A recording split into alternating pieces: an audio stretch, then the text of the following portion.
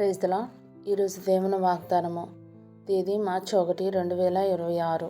అపోస్తలుడైన పౌలు హెబ్రీయులకు రాసిన పత్రిక 10వ అధ్యాయం 34వ వచనము.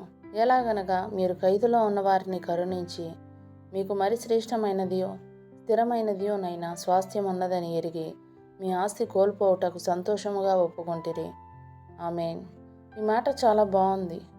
ఈ భూమి మీద మనకున్న ఏ స్వాస్థ్యమైనా అశాశ్వతమైనదే. అందులో శాశ్వతమైన విలువ ఏమీ లేదు. అయితే దేవుడు మనకు వాగ్దానం చేసిన నిజమైన స్వాస్థ్యం మహిమరాజ్యంలో ఉంది. ఖచ్చితమైన అభయంతో ఈ వాగ్దానం మన హృదయంలోకి వచ్చింది. స్థిరమైన ఆస్తి మన కోసం ఉందని మనకు తెలిసింది. అవును, ఎప్పుడో కాదు, ఇప్పుడు మనకు ఆ ఆస్తి ఉంది. పొదలో ఉన్న 2 పిట్టల కంటే చేతిలో ఉన్న ఒక పిట్ట శ్రేష్టం అనే నానుడి ఉంది. మన విషయానికి వస్తే మన పిట్ట పొదల్లోనూ ఉంది, మన చేతిలోనూ ఉంది. పరలోకం అనేది ఎప్పుడో కాదు కానీ ఇప్పుడు కూడా మనది.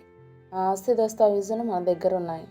అందుకు కావలసిన రుజువులు, సాక్ష్యాలు మన దగ్గర ఉన్నాయి. నిశ్చయంగా ఆ పరలోకపు ప్రథమ ఫలం మనం అనుభవిస్తున్నాం. మన పరలోకపు స్వాస్యం నిమిత్తం విలువ చెల్లించబడింది. అది మన కోసమేనని వాగ్దానం చేయబడింది. ఆత్మీయ సూత్రం ప్రకారం కూడా అది మనదే. ఈ సంగతి కేవలం మన చెవులతో విని తెలుసుకోవడం కాదు కానీ అది మన అంతరాత్మలో నాటుకున్న సత్యంగా ఉండాలి.